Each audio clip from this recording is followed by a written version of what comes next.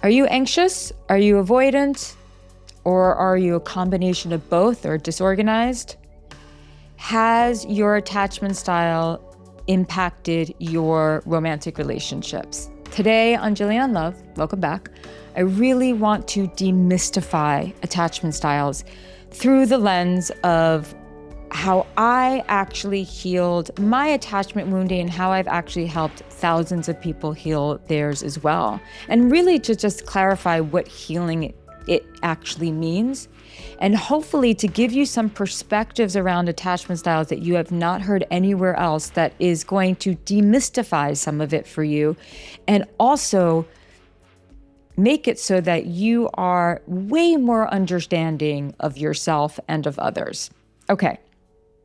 So if we're talking about anxious attachment, we're talking about avoidance attachment, we're talking a little bit about disorganized attachment.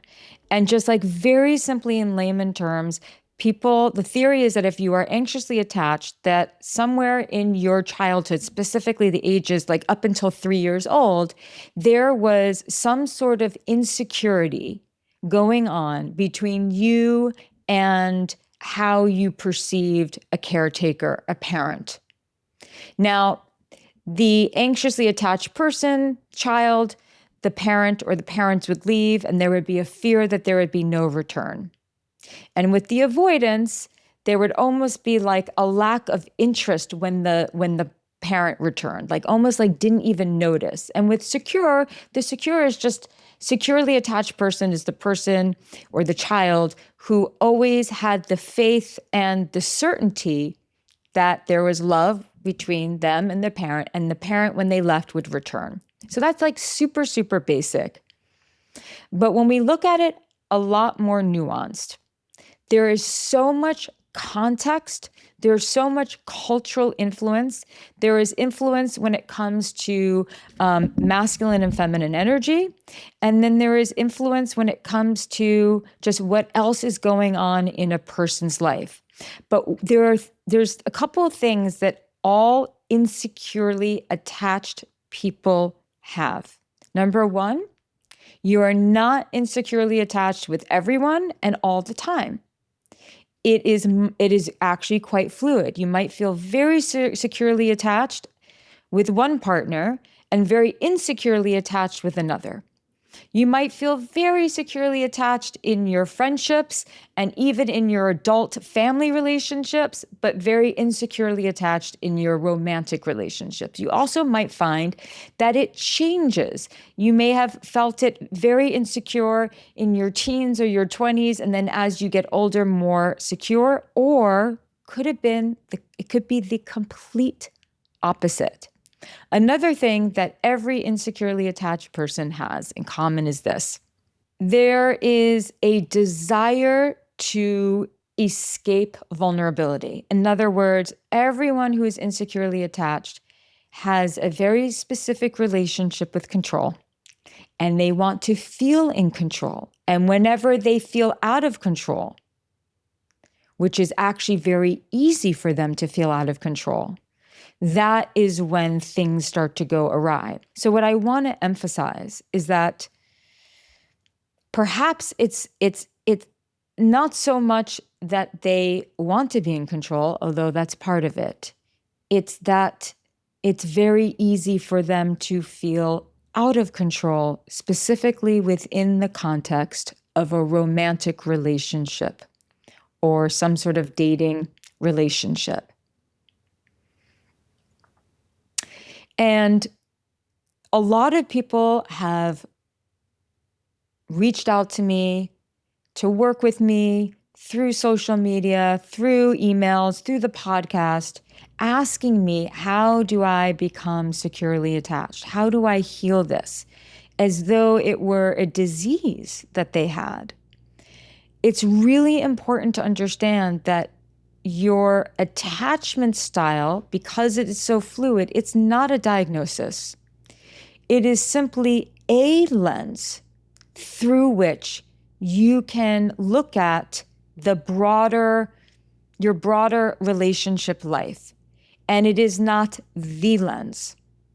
I will say that again. It is not the only lens. It is a lens. It is one perspective that is there to help you gain a better understanding of yourself and how you relate to others. And the more awareness we have of ourselves and the more self-understanding that we have, the better equipped we are to then face and confront whatever it is that has been getting in the way of us functioning at the highest level possible in a relationship. To become more securely attached is not a light switch that you just turn on or turn off. It is a process. And part of the reason why it's a process is that it's highly, highly, highly contextual. And the second reason is there's a spectrum. So if you take someone who regards themselves as anxiously attached, then on the very extreme end of that, that person, when they're in a relationship, even if they are with the most loving, secure, attentive, reassuring, stable partner, that very severely anxiously attached person is going to find a way to be insecure. They're going to find something. And then someone who is very severely avoidant, they are going to, even if they are with the most secure, easygoing, loving, supportive, confident partner, they are going to find a way to justify pulling away and being avoidant. And then someone who's disorganized, basically, it's almost like within one relationship, they are vacillating between avoidance and anxious. So if someone who they're in a relationship with is pulling away, then all their anxiety and their clinginess is going to come up. If the person then is actually confronting them with needs, then they're going to be avoidant of the needs. And a lot of people actually who are disorganized, quote unquote, in their attachment in a relationship has the same thing that everyone else who's insecurely attached in a relationship has. And that is just a fear of being known, a fear of not being good enough. For some people, it's a fear of abandonment. Like the anxiously attached person, their number one fear is that they are going to be abandoned, that they are going to be left.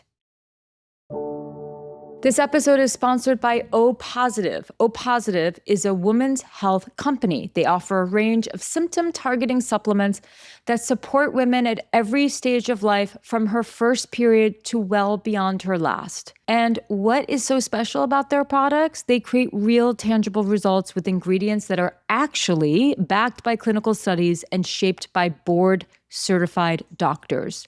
O Positive is committed to breaking down stigmas and addressing issues many women experience: hormone health, vaginal health, menopause, and so much more. Uro is their vaginal probiotic that is specifically formulated to support vaginal health. So take proactive care of your health and head to opositive.com/JOL or enter JOL at checkout for 25% off your first purchase.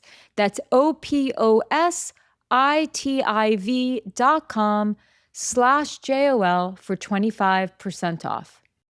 So a lot of anxiously attached people have separation anxiety, or they might have nightmares that the person they love or the people they love are going to die. And the avoidantly attached person is very afraid of the same thing, not being good enough, afraid that their vulnerability will be used against them, and afraid that if they actually commit to someone, they will completely lose their autonomous self. They will lose their freedom. They will lose themselves. So you have one person who might be more focused on losing the other, and one person who's more focused on losing themselves. But what I have seen more than anything else is that people really feel a combination of the two. And if there has been enough relationship trauma, forget childhood, if you've been hurt, you're in a position where you have lost faith in yourself and in relationships and in love itself, then you will have a combination of being fearful of losing yourself because you lost yourself in the past, and then also losing the other because you've also been left, or you have this story that you have been betrayed in the past. There is so much nuance to this. And what I really feel committed to is for all of you to stop diagnosing yourself.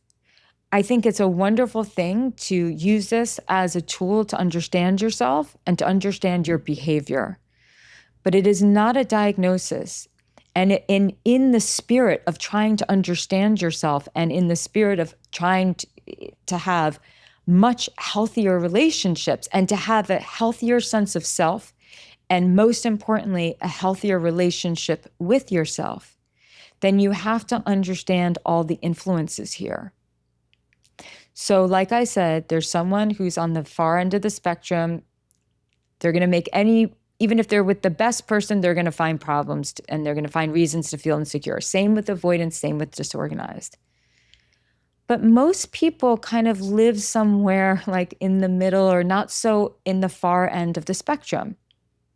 Let me give you an example of what I mean. So I was once speaking to someone and she was very anxious and feeling very anxious in general.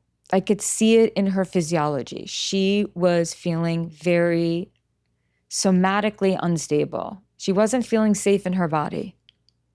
And she's in a relationship with a man who, based on everything that she shared with me, is incredibly reassuring, very secure, goes out of his way daily to show her and tell her how much he loves you, how much he loves her, and how much she cares.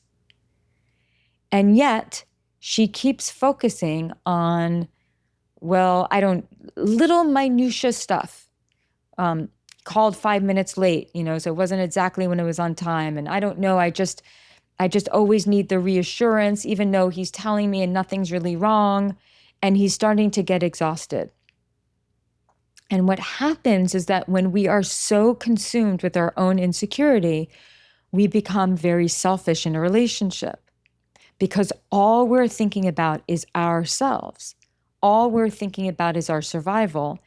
And we forget that the most important thing about a relationship is caring about the needs of your partner as much as your own, because that is love. But if we're feeling very overwhelmed and insecure, it has nothing to do with our partner. It has everything to do with us. We will constantly project that onto the best of partners, and we will push our partner away because how can anyone feel like they're good enough if they're in a relationship with someone who's constantly reminding them that their love and the love that they give is not enough? How can anyone ever feel fulfilled in a relationship when their partner is constantly reminding them that their efforts, their love, their presence is not enough for them? And when we feel like there's just nothing that we can do, that our love is just never enough, that our effort is never enough, that our care is never enough, how can we then feel good about ourselves? And then the more that we don't feel good about ourselves in a relationship, the more we're going to want to run away from it. And this is how we push people away. Let's take the very extreme end of the avoidant, where every bid for connection is seen as a threat to their autonomy, a threat to their freedom, a threat to their own sense of control. If you're bidding for connection and I give you that connection, then I'm vulnerable. And then if I'm vulnerable, then I'm going to be seen and all this fear. Or if you're constantly bidding for connection, then I have to take care of you. And then if I have to take care of you, then I can't take care of myself. I'm going to lose myself. This is the part of the mind that becomes a complete battlefield in a relationship. That person is always withdrawing, and the other person is like, what is going on here? And then they feel completely inadequate. Because if your bids for love and connection are always being rejected, how can one ever be in a relationship and not feel like they are not good enough for this person? This episode is sponsored by Masterclass. I love Masterclass. I am a learner. I love to grow, and I believe in the power of mentorship. And I know for a fact that if we want to learn any skill, we have to learn from the best. We have to learn from people who have mastered it. And that's why Masterclass is so genius. With plans starting at $10 a month, billed annually, you can get unlimited access to over 200 classes taught by the world's best business leaders, writers, chefs, and more. I learned to make amazing food, including an omelet that my friend said was better than any omelet they've literally ever had in their life. So I was a very proud moment. And just so you know, every membership comes with a 30-day money-back guarantee, so there is no risk. Right now, our listeners get an additional 15% off any annual membership at masterclass.com/JOL. That's 15% off at masterclass.com/JOL, masterclass.com/JOL. So both ends of the extreme insecure attachment spectrum, both people push their partners away. Sometimes they will actually make the other partner anxious and make the partner cling. But ultimately, what they're going to be doing is destroying the love and the connection between both of them. And that's very painful. And this is why so many people want to understand why am I ruining relationships? Or why do I keep attracting this person? And this is why I wanted to do this episode, to let you know that it's just so much more than something that happened in childhood, even though that is very, very relevant. I had complete security with my mom. She was my primary caretaker. But my father was incredibly unstable. And so that created a sense of unsafety inside my body and made me cling to my mom because she was the anchor. But in my romantic relationships, even though I had that secure attachment with my mom, that secure attachment with my mom was fortified because I felt so insecure with my father. So I had more of a history of separation anxiety. I've had people I love die. And so I've had, times where I've fallen in love with someone, then I would have nightmares that they would leave or die or whatever it is. So that would be the insecurity. But I've also been in relationships with people who've been incredibly needy. And then I feel my avoidance come up. Or with my relationship with my father, I became the ultimate avoidant. So if we're really honest with ourselves and really insightful, then we will start to identify the ways in which pulling away and clinging and this dance that we do around intimacy and around vulnerability is it's just part of what humans do. There's nothing on a psychological and emotional level more vulnerable than loving someone who could decide one day that they don't love us back. Or we could love someone and they could betray us. They could use our vulnerabilities against us. We are never more vulnerable to betrayal and to pain and to emotional pain and hurt than we are with the person with whom we have fallen in love. if you want to understand what is driving some of your insecure attachment, you have to think about these things. Number one, were you raised in a household where connection was the highest value, or freedom and autonomy was the highest value? Were you raised in a household where when there was stress, there was more coming together? There was you were encouraged to reach out to others, to connect with others? Were you raised in a household where you were encouraged to pull up your shoes by the bootstraps, right? Or to, you can't really rely on anyone. You have to rely on yourself. Were you raised in a household where love was very unstable? Was there alcoholism or drug addiction? Was there abandonment? Was there betrayal? Were you raised in a household where maybe one of your parents died at a young age and your other parent then heavily relied on you to the point where you were almost like you had to grow up really fast and you had to take care of your mother or your father emotionally from a young age? And so then you grow up and then you associate, as much as you want love and to be loved because you're a human being and that need is never going to go away. But yet you associate love, or you associate being in a relationship with being smothered, with so much burden and responsibility that you can barely breathe and take care of yourself. This is what conditioning is. We are shaped by our conditioning. Were you raised in a culture where it's not that expressive, you don't really talk about your feelings? Or were you raised in a culture where like you really talk about your feelings and feelings are big, and when you're really sad, you're really sad. When you're really angry, you're really angry. When you're really happy, you're really happy. And that was just part of the culture that you were raised in. Did you have a great childhood, or as great as it comes? But you happen to have, one relationship, maybe two, where it was really hard and you were really, really hurt. And then that changed your trajectory in life, or your trajectory in your love life, where you didn't trust yourself, or you didn't trust men, or you didn't trust women, or you didn't trust love. The best thing that you can do is identify what has shaped you. Understand your conditioning.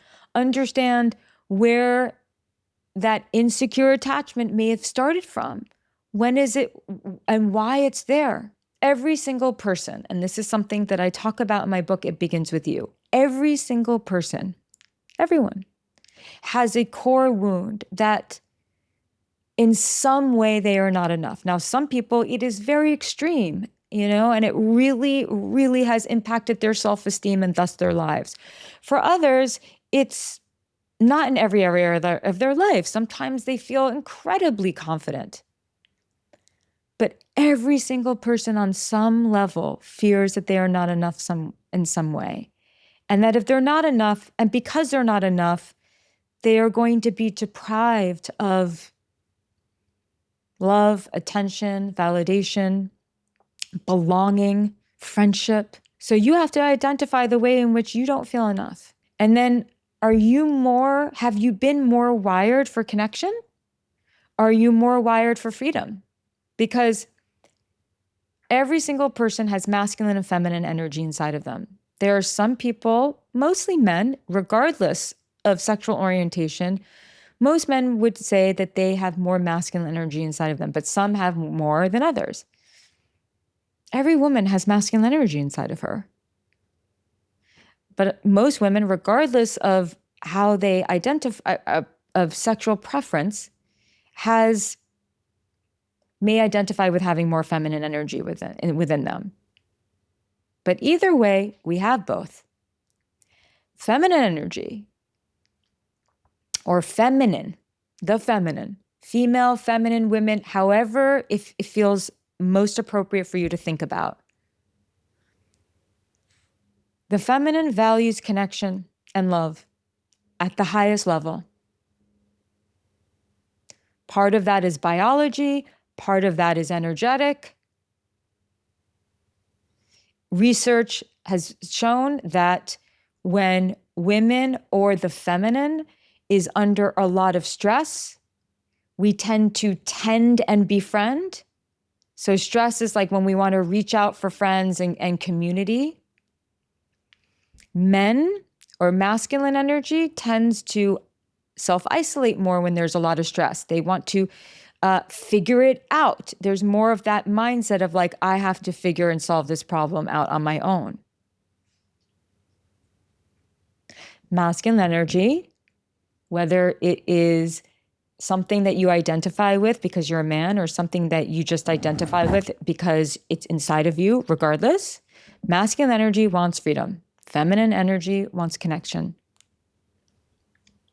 And every relationship will be a dance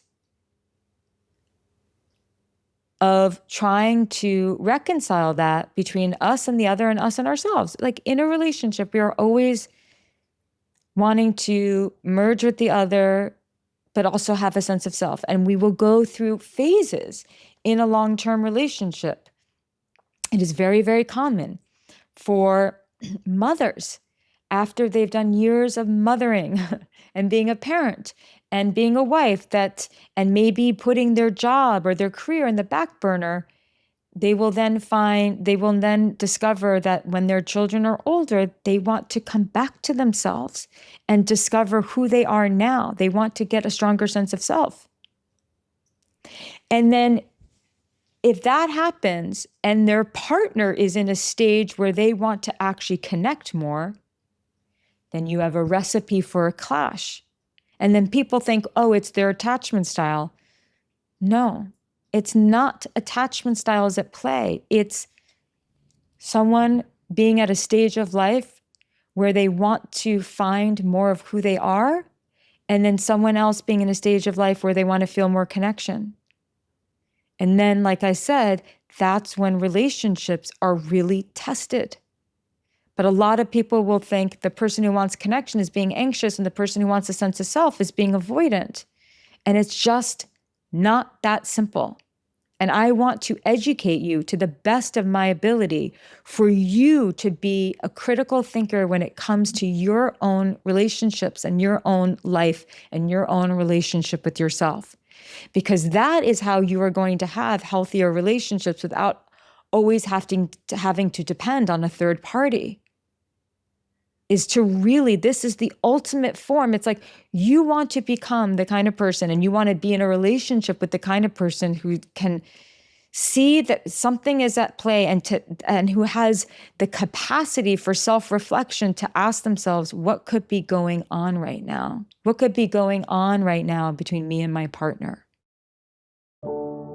This episode is sponsored by BetterHelp. BetterHelp therapists have helped over 5 million people worldwide on their mental health journeys.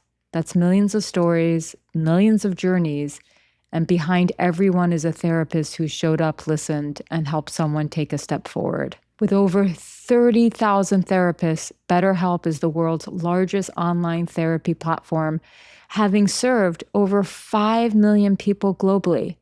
And it works, with an average rating of 4.9 out of 5 for a live session based on over 1.7 million client reviews. That's a lot. And this World Mental Health Day, we're celebrating the therapists who've helped millions of people take a step forward. If you're ready to find the right therapist for you, BetterHelp can help you start that journey.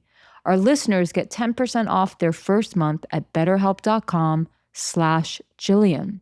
That's BetterHelp, HELP.com/Jillian. Ever feel like your money just disappears each month? It is getting easier than ever to overspend, from subscriptions piling up to impulse buys after seeing an ad on your phone, to ordering takeout a few times a month or even a week. Rocket Money helps you rein it in by showing you where your money is going and helping you make better decisions so you can keep more money in your pocket. Rocket Money is a personal finance app that helps find and cancel your unwanted subscriptions, monitors your spending, and helps lower your bills so you can grow your savings. It is genius. It has also saved users over 2.5 billion, including over 880 million in canceled subscriptions alone. Their 10 million members save up to $740 a year when they use all of the app's premium features. I love Rocket Money. So cancel your unwanted subscriptions and reach your financial goals faster with Rocket Money. Go to rocketmoney.com/onlove today. That's rocketmoney.com/onlove. rocketmoney.com/onlove. In dating, I've seen people say, oh, that's an anxious avoidant dynamic. Not necessarily. A lot of women are anxious in dating. They are. Why? Part of it is feminine energy, wanting to connect, wanting to partner, valuing connection love at such a high level, wanting to partner to reproduce if she's at that stage of her life, and that is what she wants. That is a very strong primal instinct inside a woman. A lot of men will date and maybe will be a little afraid of, I don't know, is this person going to accept me? Can I pursue my career at the same time as pursuing this person? Or a woman will say, oh yeah, that guy's pulling away, he's avoidant, instead of thinking, well, maybe he's actually just not that interested. And this goes in the reverse too. So we have to be very mindful of just not slapping on an attachment label to someone, and to think, and on an attachment label on ourselves, and to think way more critically. When it comes to healing and evolving into a more securely attached person in relationships, number one, understand what your pattern is. Are you mostly anxious? Are you mostly avoidant? Have you been in relationships where you've let your fear override your selflessness and caring about the other person? Have you been disorganized, going back and forth because of a traumatic experience that you had, or because of a number of things? So understand what your pattern is. And then number two, where do you think it's come from? So if it came from childhood, has culture reinforced it? Is it trauma that has contributed to it? Or was it the way that what your family valued and what your family taught you? Are you more wired for connection? Or are you more wired for autonomy? The third thing is you have to identify what your core beliefs are. Do you believe that a relationship means, or do you fear that in a relationship, if you are needed, then you will never be able to tend to your needs? Do you easily get smothered or feel trapped? If so, why? Why do you think that is? So you have to trace the belief to your conditioning. If your core belief is everyone abandons you, or you don't know how to take care of yourself, or people always leave, you have to understand where that story is coming from and question that story. And here's what's really important. If you want to become more securely attached, you have to understand what else is going on in your life contextually that is leading you to feel insecure. So back to the original story of the girl who was in a relationship, and she was pushing her amazing boyfriend away. She was going through some health problems.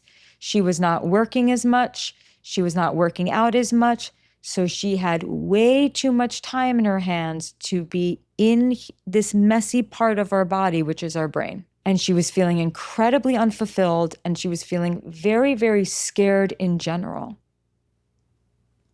And so that was manifested in her relationship, because what we've been conditioned to believe is that our partner should make us feel better.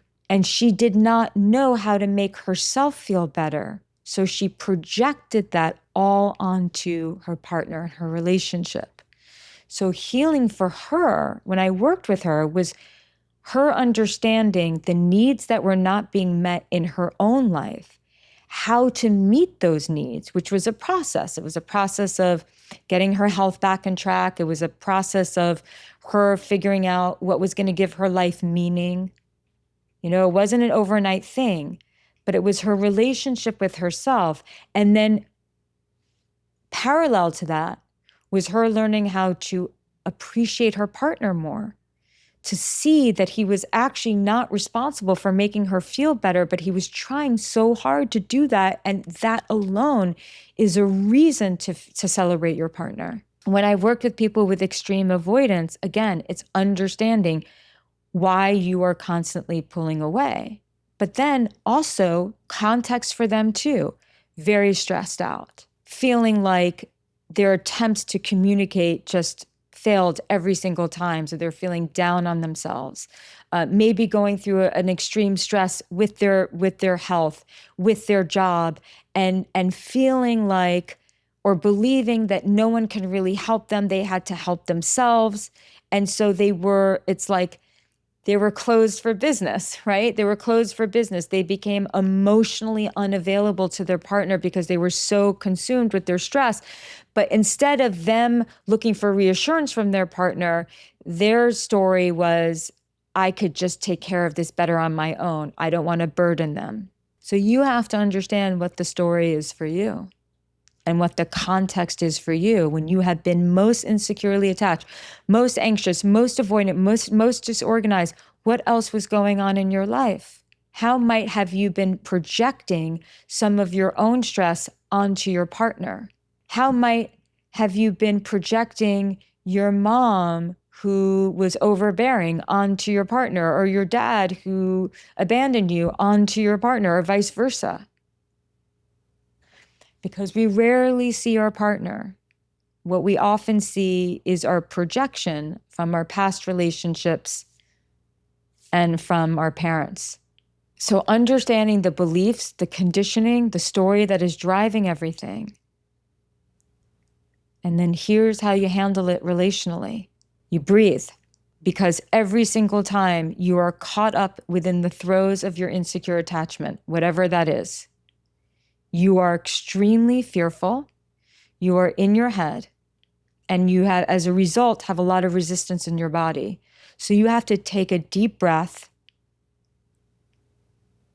and you have to communicate. I need 5 minutes, or I just need an hour to come back to myself. And then I'm coming back. I really need an hour of your time so we can talk about this. Let me know when you're available. But more than that, it's understanding what's going on with you, and then sharing with your partner what's going on with you, because that is how we create emotional intimacy, is when we can be vulnerable and share with our partner the insecurities that we are and the stress that we are experiencing, and letting our partner into our inner world, as messy as it seems, and letting them have some insight, letting them support you, and allowing that to be a way in which you rewrite the script. And for some of you, that might be working more somatically. That might be breath work. That might be exercise. That might be dealing with all that fear and anxiety from your body. For some of you, it might be like, oh, wow, it might be more cerebral than that. It might be, wow, I'm in the throes of this and it's because I'm projecting, and that's not fair. I'm not going to do that anymore.